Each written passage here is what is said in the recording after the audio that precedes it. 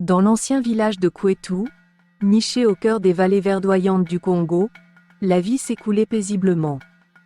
C'était là que résidait Nkosi, un homme humble dont la vie était dédiée au labeur quotidien pour subvenir aux besoins de sa famille. Sa fille, Nyota, se démarquait parmi les habitants de Kwetu, rayonnant de beauté et de grâce, une perle rare dans ce coin reculé du monde. Un jour, la nouvelle de la splendeur de Nyota parvint aux oreilles du prince Lumbu, le fils du roi voisin.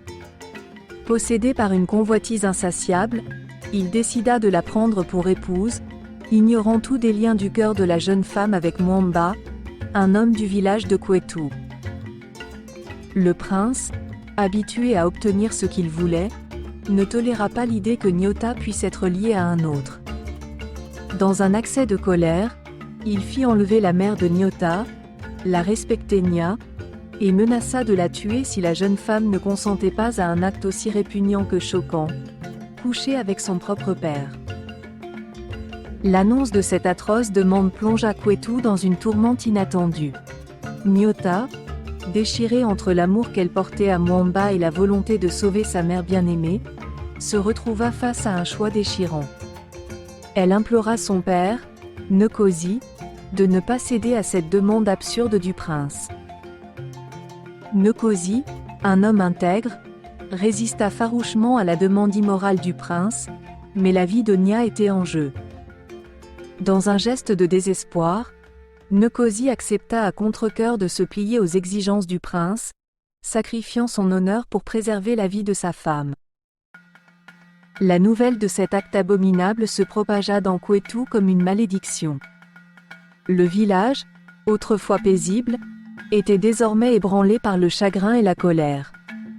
Les habitants, jadis unis, étaient maintenant divisés par la tragédie qui avait frappé la famille de Nkosi.